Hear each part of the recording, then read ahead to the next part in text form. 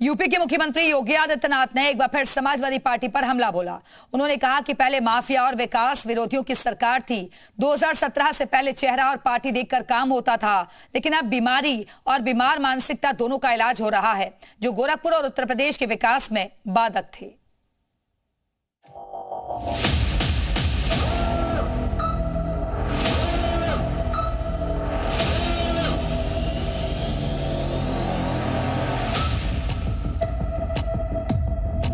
गोरखपुरवासियों को कहीं जाना होता था, पहचान पानी पड़ती थी, पहचान का संकट। यूपी में विधानसभा चुनाव में करीब 2 साल का वक्त है, लेकिन अभी से चुनावी अखाड़ा जमने लगा है। 2017 से पहले और 2017 के बाद के यूपी पर सियासी जंग शुरू हो गई है।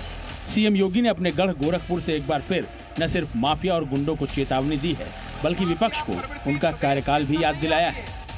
मौका गोरखपुर में कल्याण मंडपम के लोकार्पण का था, तो सीएम ने इंसेफेलाइटिस बीमारी और विकास में भेदभाव को लेकर विपक्ष पर निशाना साधा।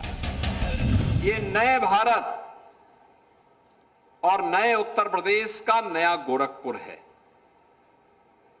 आज अपनी पहचान के लिए मोहताज नहीं है। आज से 8 वर्ष पहले तक इस सीजन में इंसेफेलाइटिस से हजारों मौतें होती थी।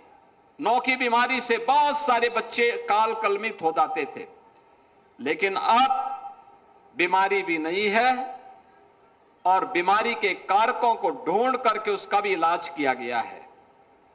यानी ये उपचार केवल बीमारी का ही नहीं किया गया है, बल्कि उन बीमार मानसिकता का भी किया गया है जो गोरखपुर के विकास में और उत्तर प्रदेश के विकास में बाधक थे। दरअसल पहले गोरखपुर में मानसून के दौरान इंसेफेलाइटिस बीमारी से सैकड़ों बच्चों की मौत हो जाती थी।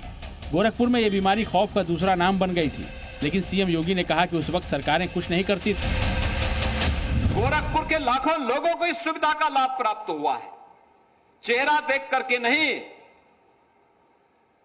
पार्टी देख करके नहीं, अब तो सबका साथ और सबके विकास के भाव के साथ जब सरकारें कार्य करती हैं तो परिवर्तन नजर आता है। योगी ने इंसेफेलाइटिस बीमारी के बहाने समाजवादी सरकार पर बीमार मानसिकता का भी आरोप लगाया, जिसकी वजह से गोरखपुर के विकास में बाधा आई। जिस जिले को पिछड़ा और बीमारू करार दिया जाता था, 2017 के बाद वहां विकास की ऐसी बयार बही कि फर्क साफ नजर आने लगा। आपको बता दें कि पिछले 8 सालों के दौरान गोरखपुर में 1 लाख करोड़ की परियोजना पर काम हुआ, जिसके तहत यहाँ इंफ्रास्ट्रक्चर डेवलपमेंट किया गया। रोड, रेल और एयर कनेक्टिविटी बढ़ी, बंद कारखाने दोबारा शुरू कराए गए, 3 नए विश्वविद्यालय बनाए गए। इसके अलावा योगी फोर्स ने गोरखपुर से अपराधियों का राज खत्म किया, साथ ही अवैध खनन और जमीन माफिया पर शिकंजा भी कसा, जिससे गोरखपुर की तस्वीर के साथ साथ अब उसकी छवि भी बदल चुकी है। ब्यूरो रिपोर्ट, जी मीडिया।